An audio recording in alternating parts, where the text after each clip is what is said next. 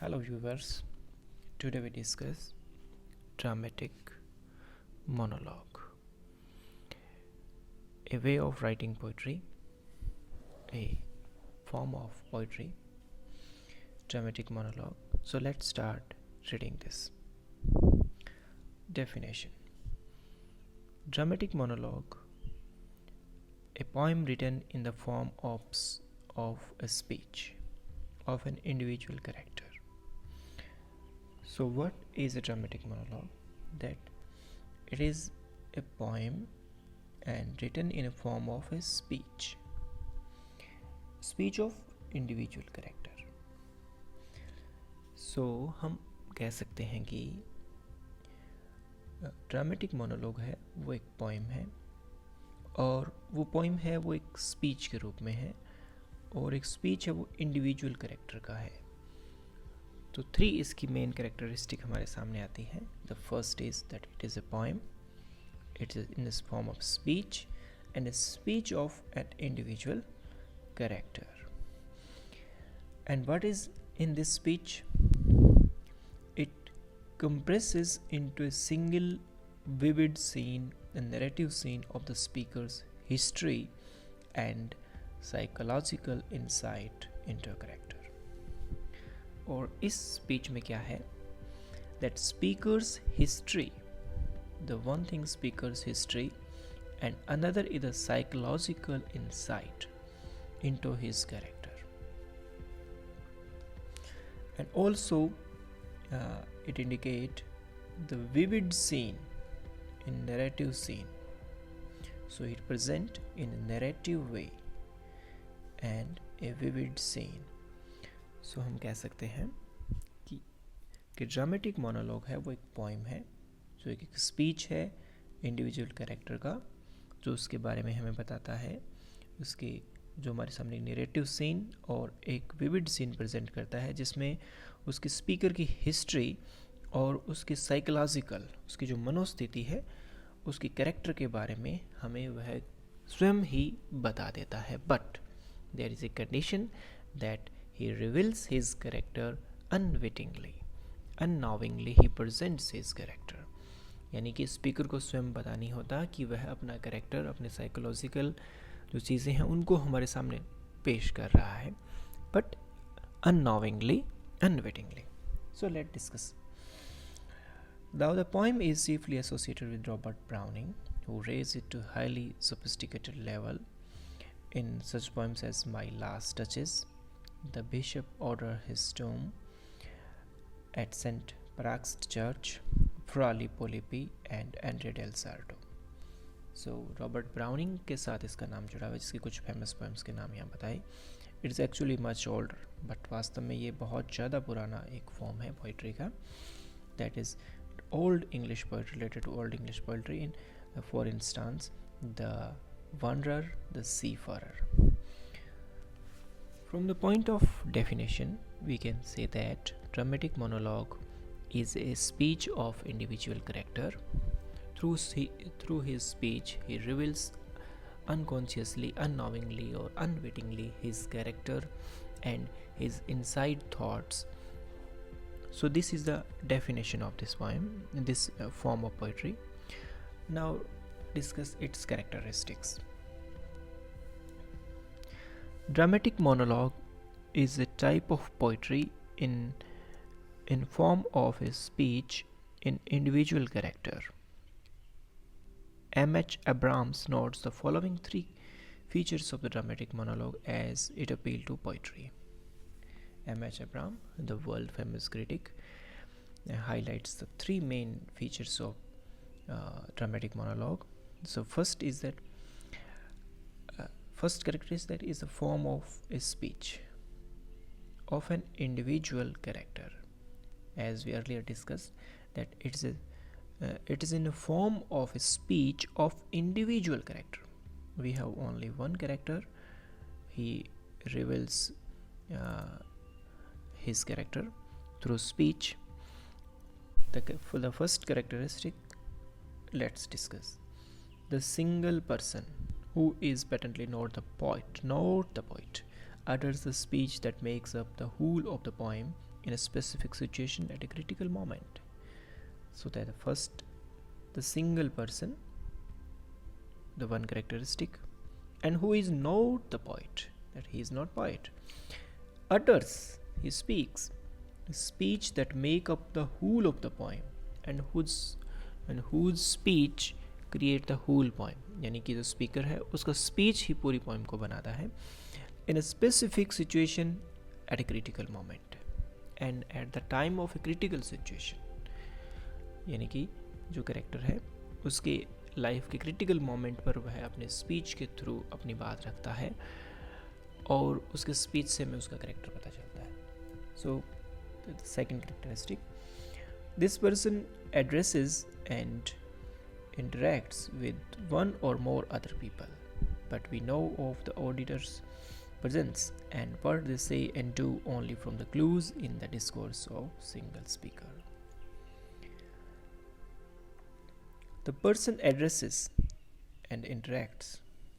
The speaker interacts someone with else. He interact, but only through, we know only through the clues of discourse the speaker speak by the single speaker. So there are other listeners also, so we can say the speaker and there is another listener, and the presence of listener is known only through clues and the hint that presented by the speaker. So हम कह सकते हैं कि इसमें एक speaker होता है और कुछ लिसनर भी हो सकते हैं, पर लिसनर इसमें इंटरेक्ट नहीं करते और उनकी प्रेजेंस को सिर्फ क्लूज के माध्यम से ही हमें ज्ञात हो पाती है. Next characteristic, the main principle controlling the poet's choice and formula of what the lyric speaker says is to reveal to the reader in a way that enhances its interest, the speaker's temperament and character. And why the poet use this form? To reveal the temperament and character of the speaker. So these are the basic characteristic of a dramatic monologue. So a poem is a dramatic monologue when there is a single speaker, there are audience also, but they don't take part in conversation. They are silent listener. They listen silently and don't say anything, but they listen. And the purpose of this poem is to reveal character and temperament of the speaker at a critical moment of his life. Examples. Victorian period presented the high point of dramatic monologue in English poetry. We know Alfred Lord Tennyson in his Ulysses, and has been called the first dramatic monologue. Ulysses is considered the first dramatic monologue. After Ulysses, Tennyson's most famous effort in this vein are Tithonus. This is another poem by T.S. Eliot. So Ulysses and Tithonus are famous example of dramatic monologue. The Lotus Eaters and Saint Simon's Styles are from the 1840s poems. Later monologue appear in other volume, notably the Idylls of the King. Matthew Arnold's Dover Beach and Stranger from the Grant are famous semi-autobiographical monologues. The former usually regarded as the supreme expression of the growing skepticism of the mid-Victorian period, was published along with the latter 1867's new poem. So Matthew Arnold also wrote dramatic monologues. Robert Browning produced his most works in this form, while My Last Duchess is the most famous of his monologues. The form dominated his writing career. The Ring and the Book, Fra Lippo Lippi, Caliban upon Sitabos, Soliloquy of Spanish Cloister, and other poems, as well as the other poems in Men and Women, handful of Browning's monologue. So these are the example of from Victorian poetry. Post-Victorian examples include William Butler Yeats' The Gift of Harun al-Rashid, Elizabeth Bishop's Crusoe in England, and T.S. Eliot's The Love Song of Alfred J. Prufrock and Grandson. These are the example of this form of poetry.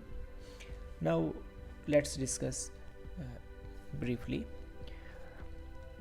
Other example, the love song of Alfred J. Prufrock by T.S. Eliot. This is the opening lines, and as I read, let us go then, you and I, when the evening is spread out against the sky, like a passion etherized upon a table, let us go through certain half deserted streets. These are the opening lines, and as we know that let us go, so we know that there is a speaker and there is also a listener.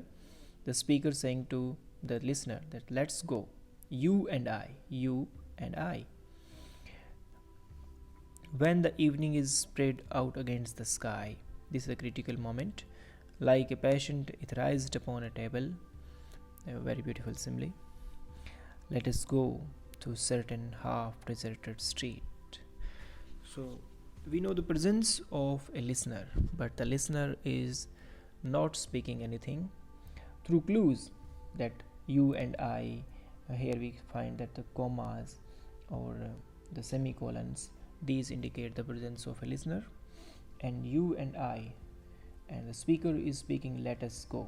So this is the speaker and this is the listener, and that is the time of a critical moment in his life. So this is a very brief example of dramatic monologue. Let's take another example. My Last Touches by Robert Browning. These are the opening lines. That's my last touches painted on the wall, looking as if she were alive. I call that piece a wonder. Now, Frapp and Olf's hand worked busily a day, and there she stands. Will't please you sit and look at her? So these are the opening lines, and the speaker is saying that this is the painting, and that's my last touches. This is my last touches, looking at the sea were alive, and describing the painting to a person, and we find his presence. And the last line, that look at her. Will it please you sit and look at her? That the speaker is saying something to the listener, and this is the listener, and this is the speaker, and this is the painting of her last touches. So these are the lines from My Last Touches by Robert Browning, a very famous monologue, and in which we find all the elements of dramatic monologue. That is, there must be a speaker. This is the speaker, and also presence of listener, and we find the presence of listener through clues of the question mark, and the use of comma, semicolon, and the opening line, this is my last touches. And he is saying, and this is line that will you please sit and look at her, that he is addressing this messenger, that please sit down and look at this picture. So this was a brief introduction of dramatic monologue.